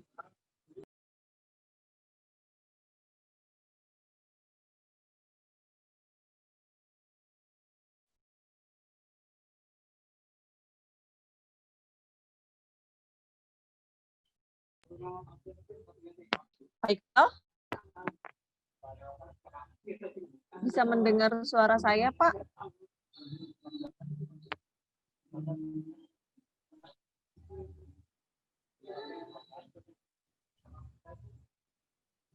Kalau misalnya Pak Iqbal masih oke, silahkan Pak. Kalau Pak Iqbal nanti masih ada trouble dengan jaringannya, iya nggak kedengeran Pak. Barangkali Bapak bisa dibuka dulu headsetnya, mikrofonnya, biasanya baru bisa mendengar suaranya. Bisa didengar suaranya. Nah, ini sudah ada Pak Edis. Iya. Mungkin bisa di skip dulu teh karena ya, siap. Pak. Assalamualaikum. Ya. Silakan Pak. Ya, assalamualaikum. Saya. Waalaikumsalam warahmatullahi wabarakatuh. Abang Edi dari Inggris. Assalamualaikum Kang Iqbal. Oke. Assalamualaikum semuanya. Pertanyaan saya berkenaan dengan Al-Farabi ini, saya mengenal beliau itu sebagai seorang yang banyak dibicarakan di Eropa, terutama salah satunya dari Berklee Music College. Waktu saya pernah, Berklee Music College itu bukan Eropa ya, dengan Amerika, ada di teoretik musik, dan juga di Inggris ini dia begitu harum sebagai salah satu filsuf yang mendasari dasar-dasar pelajaran musik, Kang Iqbal. Hanya saja ada semacam pertanyaan yang sejak dulu saya ingin tanyakan terkait dengan musik sendiri. Al-Farabi ini seorang yang notabene seorang Muslim ya, notabene seorang Muslim, dari karya-karyanya pun juga mencerminkan yang sifat-sifatnya universal maupun islaminya juga kental. Tapi terkadang mengapa ya view dia tentang musik ini terkadang tidak diterima secara umum oleh dunia Islam, terutama Kang Iqbal. Ada beberapa ulama, ada beberapa ustadz gitu yang masih mengharamkan musik. Kalau misalnya musik tadi dikaitkan dengan ada pemaparan yang sangat mencerahkan saya dari Kang Iqbal tadi berkait dengan teori kebahagiaan dari Al-Farabi ini, sebetulnya barangkali musiknya ini yang belum diperkenalkan begitu luas ke kalangan dunia Islam sendiri. Nah, bagaimana pendapat Kang Iqbal nih? Mengapa pandangan Al-Farabi tentang musik yang notabene itu memberikan kebahagiaan, menjadi sebuah memberikan mood ya, memberikan mood untuk memperbaiki rasa sakit psikologis, setahu saya. Mengapa kurang begitu diterima kalau saya lihat di dunia Islam ya, di beberapa bagian dari dunia Islam. Terima kasih, sekian pertanyaan dari saya. Baik, terima kasih Pak Abang Edi atas pertanyaan dan juga tadi ada tanggapannya. Langsung saja direspon, Kang Iqbal, dipersilakan. Tentang pandangan Al-Farabi tentang musik ya, kurang begitu di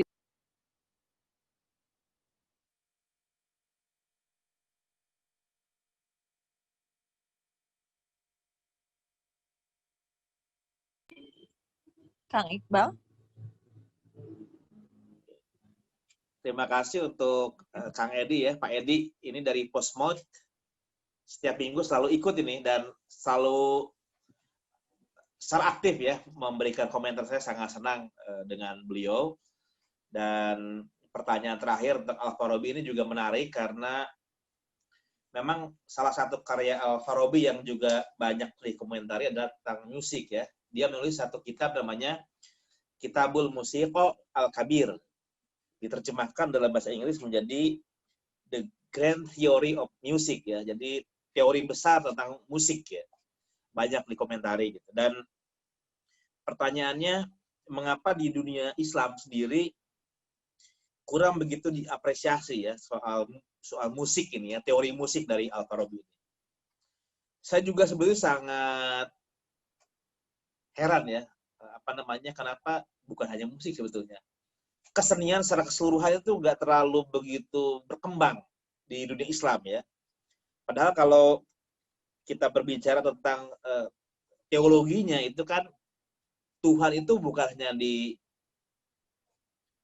sebagai zat yang maha baik, bukan hanya zat yang maha mengetahui itu, tapi juga zat yang indah dan mencintai keindahan gitu ya. Tapi aspek-aspek estetis dalam kebudayaan Islam itu sepertinya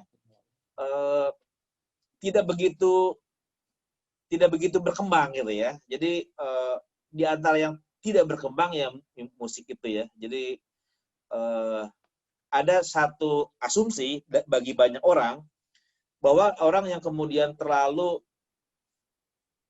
menyukai musik itu akan membuat manusia itu abai. Berleha-leha gitu ya. Ada asumsi seperti itu. Meskipun sebetulnya kalau kata Al-Farabi ya enggak juga, tergantung bagaimana musik itu digunakan ya. Dalam kondisi tertentu ketika orang sedang bersedih, ketika orang tidak bersemangat, dengan alunan musik yang tepat itu bisa menjadi mood booster ya, bisa membuat orang menjadi ceria, membuat suasana menjadi gembira gitu. Sesuatu yang sebetulnya banyak fungsinya gitu musik itu. Tapi secara umum ada anggapan musik itu membuat seorang hamba, seorang manusia itu menjauhkan diri dari Tuhannya gitu ya. Ada teori seperti itu, meskipun dalam banyak praktek, misalnya dalam sufi ya, aransemen musik yang dibuat oleh Al-Farabi itu konon katanya dipakai untuk mengiringi tarian-tarian sufi yang misalnya dijalankan dalam tarekat Al-Maulawiyah. Al-Maulawiyah itu tarekat sufi yang berporos pada sufisme yang dikembangkan oleh Jalaluddin Rumi. Ya, jadi Rumi itu punya satu praktek-praktek gitu ya, praktek-praktek ritual-ritual tertentu. Di antaranya kan ada yang pakai apa itu, yang darwis itu ya, memutar gitu. Dan nah, musik-musiknya itu katanya banyak yang sampai sekarang menggunakan aransemen musik yang disusun bahkan oleh seorang Al-Farabi gitu ya. Jadi sangat disayangkan memang di Eropa diapresiasi, dan sampai abad 17 teori musiknya itu dijadikan sebagai bahan ajar, bahan ujar utama di kampus-kampus tentang musik, tentang kesenian gitu. Sementara di dunia Islam dia dilupakan. Ya sama lah, semua warisan tradisi rasional filosofis kan banyak yang diabaikan ya, karena mungkin itu apa namanya, statement Al-Ghazali itu yang mengatakan orang yang mempercayai 3 proposisi filosofis yang diomongkan oleh para filosof akan menjatuhkan umat Islam pada kekafiran. Nah, itu judgment Al-Ghazali yang membuat orang sedikit deg-degan gitu kalau ngomong filsafat itu. Akhirnya semua yang berkaitan dengan para filosof seperti cenderung dijauhi gitu. Padahal kalau kita pahami secara rasional apa yang disumbangkan oleh para filsuf, termasuk Al-Farabi yang tadi dikatakan oleh Bang Edi ya, Grand Theory of Music itu sangat diapresiasi oleh dunia Eropa pertengahan maupun Eropa menjelang Eropa modern sampai abad 17. Jadi orang kayaknya para musisi Eropa menjelang modern itu rata-rata akrab kemungkinan dengan gagasan teori musiknya Al-Farabi gitu. Jadi sebenarnya ini undangan juga untuk Bang Edi ya, sebagai seorang musikolog. Saya tahu Bang Edi ini seorang musikolog, ahli tentang musik, sebetulnya bisa memberikan semacam apa ya, ulasan sebenarnya apa yang bisa kita pelajari dari teori musiknya Al-Farabi. Saya pribadi tidak punya kapasitas ya, jadi saya justru akan terbantu kalau orang seperti Bang Edi memberikan pencerahan kepada kita apa yang bisa kita peroleh dari warisan Kitabul Musiku Al-Kabir dari Al-Farabi. Itu barangkali ya Bang Edi, sedikit sebisanya saya jawab. Terima kasih banyak.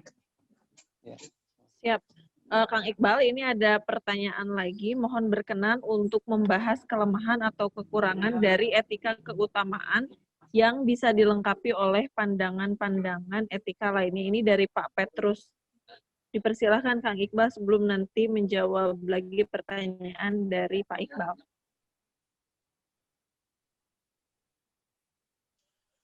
Terima kasih. Ini dari Mas Petrus ya. Ini Mas Petrus ini sebenarnya saya juga kenal secara personal. Beliau ini juga seorang filosof ya, seorang pemikir juga sebetulnya. Pertanyaan yang penting adalah keterbatasan dari etika keutamaan yang dikembangkan oleh Al-Farabi ya. Pertama,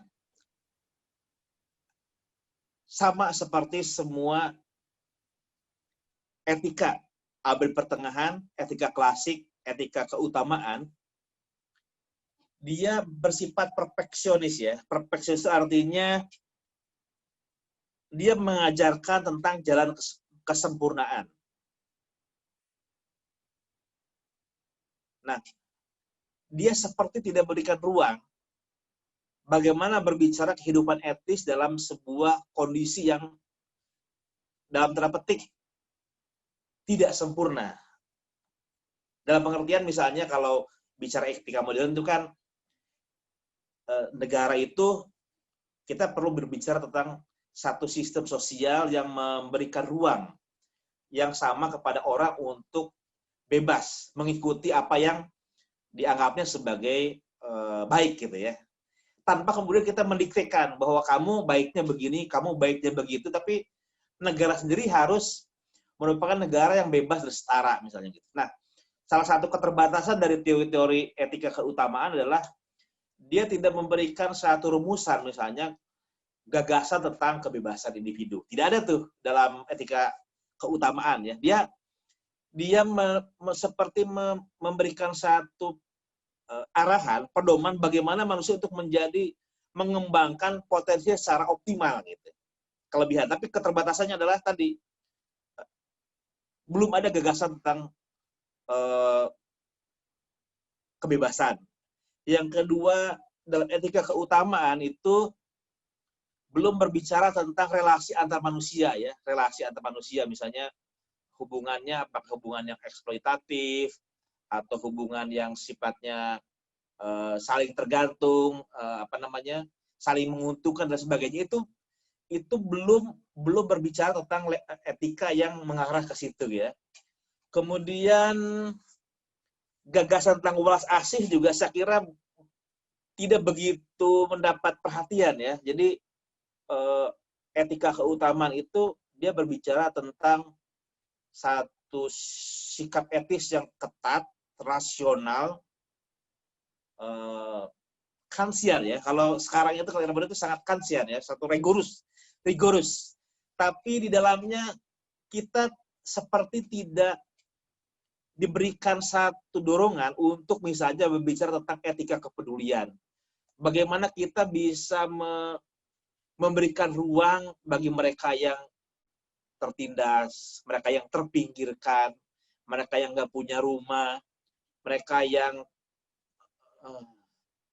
mengalami trauma. Jadi relasi untuk lian, bagaimana peduli pada lian, membela lian, itu seperti belum begitu tampak dalam etika keutamaan. Jadi fokusnya adalah bagaimana pengembangan diri, bagaimana diri itu menjadi optimal dalam proses perkembangan jiwanya ya, baik itu jiwa teoritis maupun jiwa praktis tadi ya, moralitas.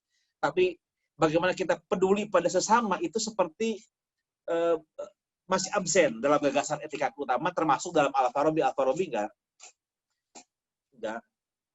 nggak muncul misalnya isu tentang persekusi gara-gara perbedaan keyakinan misalnya gitu ya. Itu belum muncul tuh isu-isu kebebasan ya, kebebasan individu, kesetaraan. Itu barangkali Pak Petrus, dan itu sebetulnya bisa dilengkapi dalam etika modern Immanuel Kant ya, gagasan tentang etika deontologis. Juga mungkin etika yang muncul dari agama-agama, etika Kristiani, etika Buddhis, etika yang menekankan pada kepedulian.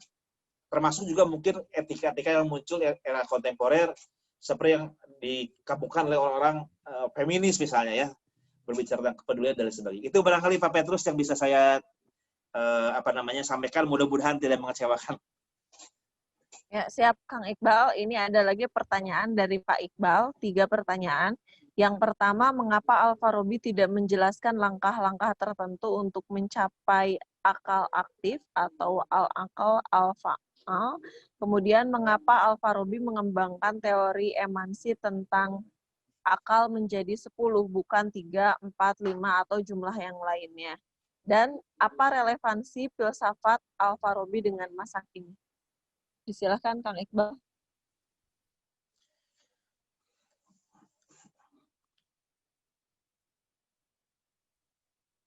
Oke, yang pertama dari Pak Iqbal ya. Jadi Iqbal menjawab pertanyaan dari Iqbal. Terima kasih atas pertanyaannya Pak, sangat menarik pertanyaannya. Pertama, mengapa Al-Farabi tidak menjelaskan langkah-langkah untuk mencapai akal aktif atau al-aqlul fa'al ya. Sebetulnya Al-Farabi menulis satu risalah khusus yang berjudul Risalah fil Aqli ya. Ini kitab tipis, kecil, yang ditulis oleh Al-Farabi untuk mengomentari buku De Anima yang ditulis oleh Aristoteles ya, menjelaskan tentang jiwa gitu ya. Memang kalau dalam penjelasan Al-Farabi, istilah al-aqlul fa'al itu kan sebetulnya dia adalah logos semesta ya. Logos semesta itu artinya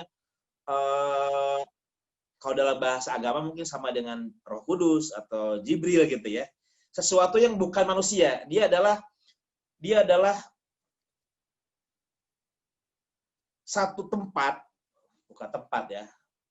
Sesuatu di mana segala yang menjadi hukum semesta gitu ya. Misalnya hukum gravitasi, hukum fisika, hukum DNA itu semua di situ sudah ada ininya, cetakannya gitu ya. Dan itu kemudian juga yang membuat manusia mengalami proses aktualisasi dalam perkembangan kesadarannya. Nah, ketika manusia itu mengalami itisol dengan al-aqlul fa'al, itu kita seperti mencas seperti komputer yang dihubungkan dengan internet. Kita tahu dalam internet kita bisa berselancar apa saja gitu. Kalau kita offline, komputer kita hanya bisa ngetik, bisa copy paste, bisa nonton offline ya, terbatas. Tapi kalau kita online, maka kita seperti bertemu dengan dunia yang tak terbatas ya.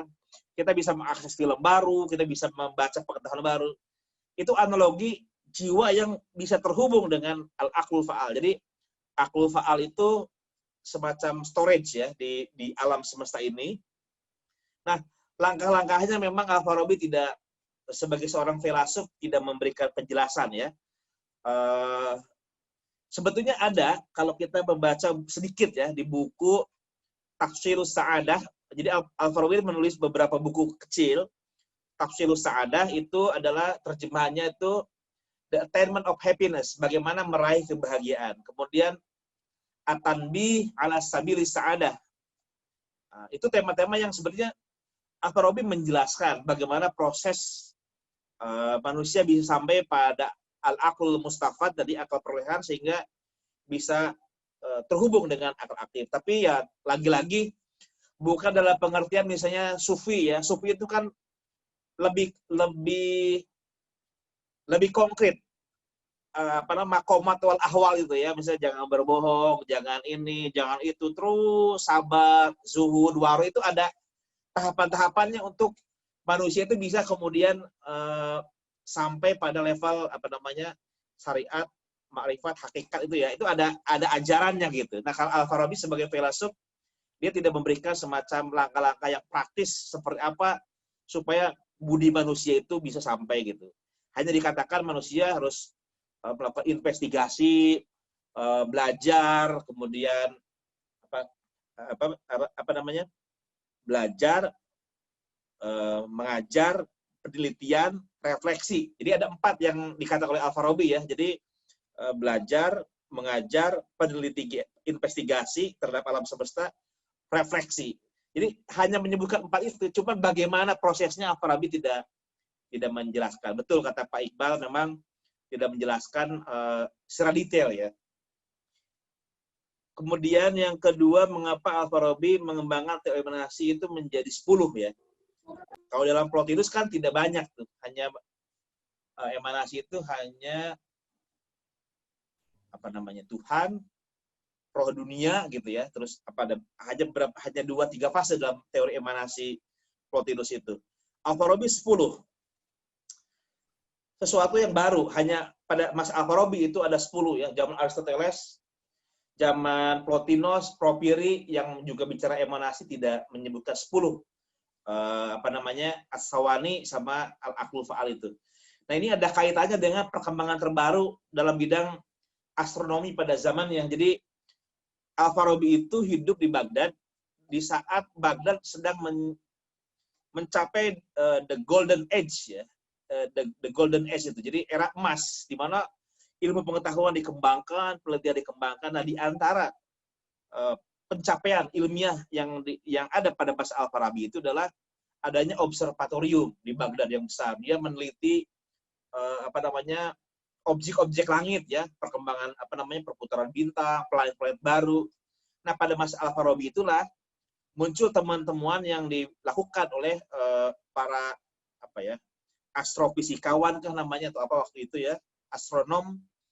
Ada yang namanya Al-Fardani dan Al-Batani sezaman dengan Al-Farabi yang mengemukakan temuan-temuan terbaru tentang astronomi yang tidak ada pada zaman Aristoteles, tidak ada pada zaman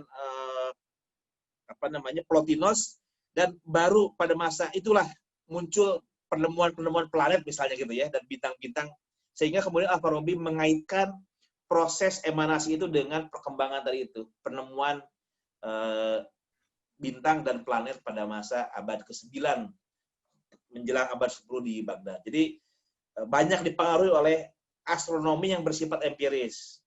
Bukan hanya metafisika, tapi juga ada temuan-temuan empiris yang baru. Jadi itu ya kelebihan tapi juga keterbatasan ya. Artinya dia lebih advance ketimbang para pemikir atau filsuf sebelumnya, karena sudah dikembangkan dengan penelitian terbaru, tapi ya lagi-lagi ilmu itu kan juga ada keterbatasannya, sehingga keterbatasan ilmiah pada zamannya menjadi membatasi juga refleksi filosofis dari Al-Farabi. Itu soal jumlah mengapa 10 ya.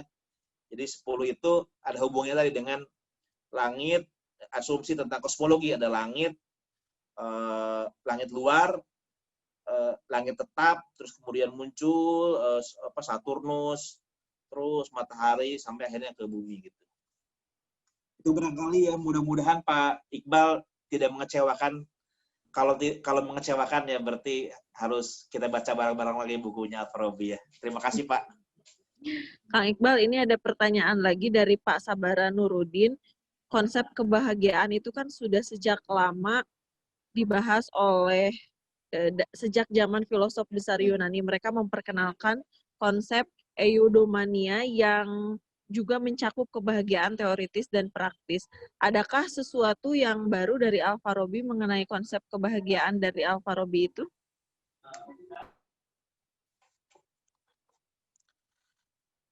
Dipersilahkan untuk meresponnya, Kang. Baik, terima kasih. Ini Dr. Sabara ini. Dr. Sabara ini orang Makassar ya. Saya kenal juga secara personal, beliau di ahli juga lah, orang yang juga sangat meminati filsafat ya, dikatakan itu. Jadi pertanyaan ini diajukan oleh orang yang ahli filsafat gitu. Jadi oh ya, tadi Pak Iqbal satu lagi ya, relevansi nanti Pak ya setelah ini.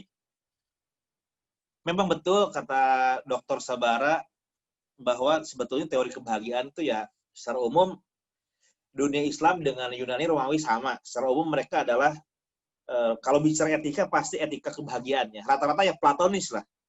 Jadi platonis bicara tentang teori jiwa yang tripartit ya, yang kita diskusi di awal itu yang ada epitomia, tumos, logistikon, itu semua kerangka etika abad pertengahan begitu. Jadi Platon, Aristoteles, Epikuros, Epictetus, Seneca, kemudian Marcus Aurelius, Al-Kindi, Ar-Razi, Al-Farabi, Miskawe, Ibnu Sina, semua Ibnu Rus sampai Moses Maimonides, Thomas Aquinas, semua berpikir dalam kerangka etika kebahagiaan. Ya, jadi secara umum sama. Mungkin kalaupun ada beberapa hal yang baru, itu pasti bukan sesuatu yang betul-betul berbeda dari etika Plato atau Aristoteles. Nah, misalnya apa yang dikembangkan oleh Al-Farabi itu sebetulnya ya dia menjadi apa ya, pantulan gema dari gagasan etis yang sudah disebut oleh Plato dan Aristoteles. Tapi ada beberapa yang baru, misalnya gagasan tentang intelek aktif. Itu juga belum ditemukan tuh dalam dalam Aristoteles ya. Tidak ada intelek aktif yang menjadi dasar dari proses aktualisasi akal budi manusia gitu. Kemudian al-aqlul mustafad itu juga konsep baru Aristoteles tuh. Kalau dibaca misalnya para filsuf Alexandria ya, pada era Plotinus gitu, Jamblichus itu mereka tidak persis sama mengemukakan gagasan tentang al-aqlul mustafad. Nah, ini Al-Farabi memberikan dimensi baru dalam proses perkembangan human mind itu, pikiran manusia itu ada dimensi baru yang sebelumnya tidak ada. Jadi tidak sepenuhnya baru.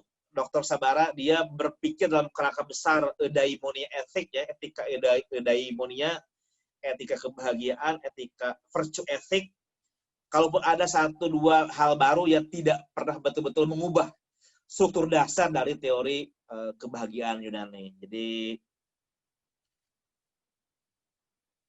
konsepnya hanya tadi beberapa aspek yang ditambahkan.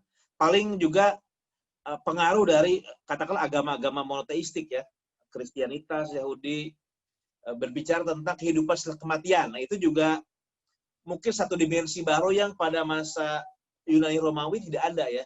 Jadi kalau dalam masa Yunani Romawi itu kan nggak ada gagasan tentang kehidupan setelah kematian dalam pengertian eh,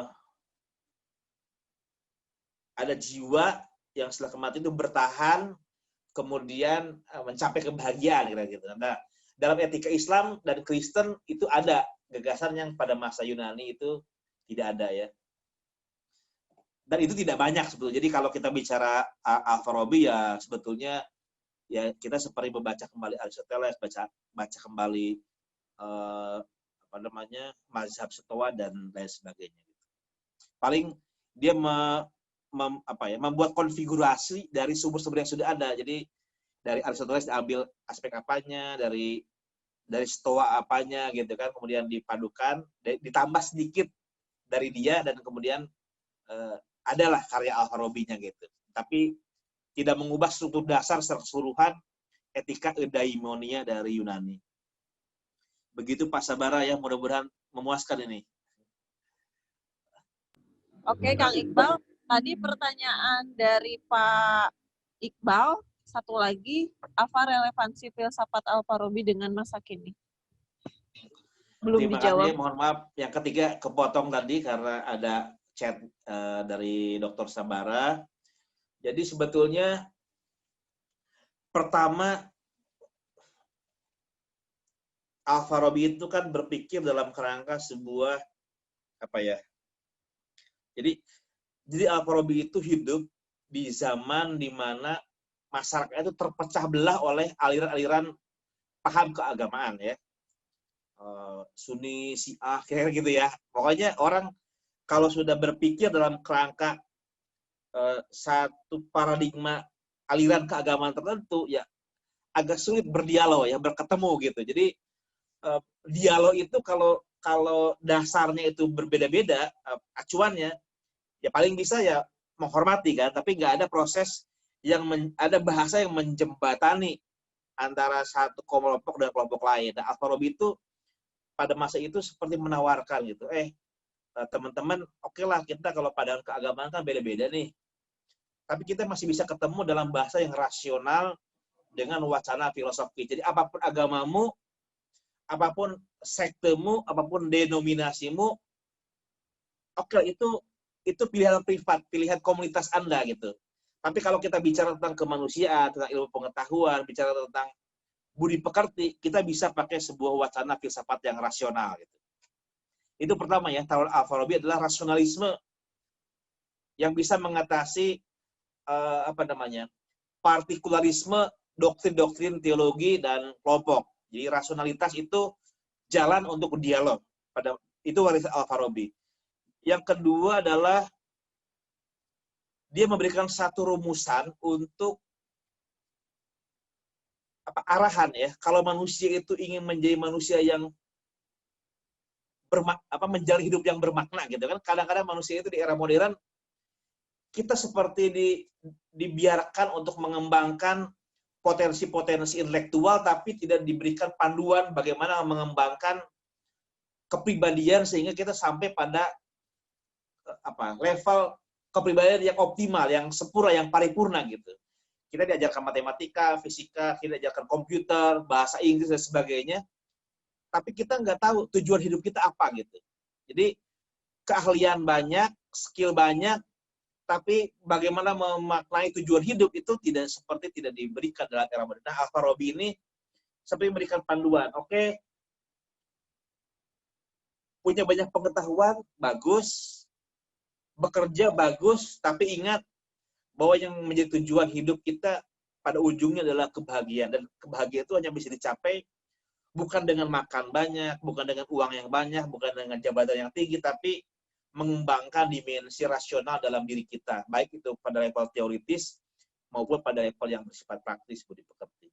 Itu sih Pak, barangkali yang bisa saya jawab ya, relevansi Al-Farabi untuk saat ini yang zaman sekarang banyak orang yang udah nggak bicara lagi soal itu ya, soal pengembangan diri Al-Farabi bicara. Memang pada era sekarang banyak yang menyampaikan itu ya para ahli psikologi ya, misalnya Stephen Covey gitu, kemudian Daniel Goleman, John Maxwell gitu kan, itu banyak menjadi teori-teori pengembangan diri ya. Tapi itu kan lebih psikologi ketimbang filosofis. Nah, kalau Al-Farabi ini sistematis, hubungannya dengan kosmologi, dengan keseluruhan, sehingga bagaimana pengembangan diri itu tidak dilepaskan dari gagasan tentang keseluruhan marotibul mawjudat gitu. Itu barangkali Pak Iqbal ya. Mudah-mudahan tidak mengecewakan. Baik Kang Iqbal, Tidak ya? tadi saya sudah ditawarkan apakah ada lagi yang mau berdiskusi. Sepertinya memang sudah tidak ada, karena kita juga sudah ada di penghujung acara, tidak terasa sudah pukul 21:05 ya. Barangkali Kang Iqbal ada closing statement terkait dengan teori kebahagiaan Abu Nasr Al-Farabi. Baik, terima kasih hadirin sekalian. Saya pribadi adalah orang yang sangat mengagumi Al-Farabi ya. Al-Farabi ini seorang yang raksasa besar gitu. Raksasa besar, dia menjadi penghubung antara gagasan-gagasan filosofis Yunani dengan filsafat modern ya. Orang seperti Hegel, seorang filsuf, salah satu filsuf terbesar di era modern, sempat mengomentari juga ya kontribusi Al-Farabi dalam bidang metafisika misalnya, karena Al-Farabi itu membaca metafisika Aristoteles dengan sangat tekun gitu. Dan kata Hegel, pasti Al-Farabi perutnya kuat tuh karena bacanya rajin banget gitu kan.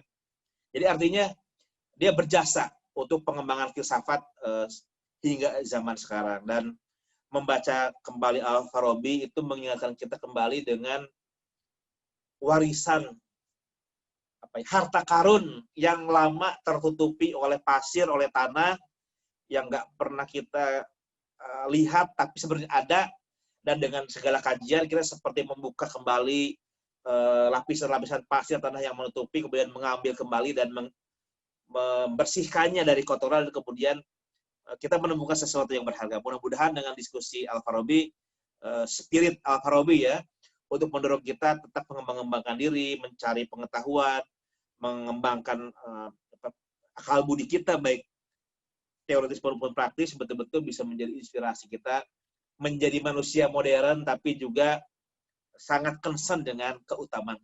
Terima kasih banyak, Teh Neni. Wassalamualaikum warahmatullahi wabarakatuh. Terima kasih banyak atas kehadiran Bapak Ibu sekalian. Waalaikumsalam warahmatullahi wabarakatuh. Terima kasih Kang Iqbal atas pencerahannya bahwa Al-Farabi itu adalah seorang filosof muslim sekaligus sufi yang membahas tentang konsep kebahagiaan. Meskipun memang Al-Farabi bukan orang pertama yang membahas konsep kebahagiaan, namun Al-Farabi memiliki konsep tersendiri dalam meraih kebahagiaan itu. Seperti tadi yang disampaikan oleh Kang Iqbal, yakni kebahagiaan teoritis yang bisa dicapai dengan mengembangkan jiwa rasional, sehingga mencapai level akal perolehan yang terhubung dengan akal aktif, dan kebahagiaan moral dicapai dengan mengembangkan keutamaan moral, daya intelektual yang mampu membedakan baik buruk, serta keupaharian dan keberanian. Semoga spirit Al-Farabi bisa kita aktualisasikan dalam kehidupan yang nyata. Sekali lagi terima kasih Kang Iqbal atas pencerahan yang sangat luar biasa kepada kita semua di malam Jumat 20 Agustus 2020 ini. Demikian kita tutup dengan bacaan hamdalah bersama, alhamdulillahirabbil alamin, dan doa akhir majelis, subhanaka Allahumma rabbana wa bihamdika asyhadu an la ilaha illa anta astaghfiruka wa atubu ilaik. Terima kasih Bapak Ibu atas kehadirannya yang sampai dengan akhir mengikuti diskusi ini. Semoga kebaikan Bapak Ibu semua dibalas oleh Allah Subhanahu wa taala. Saya pamit undur diri.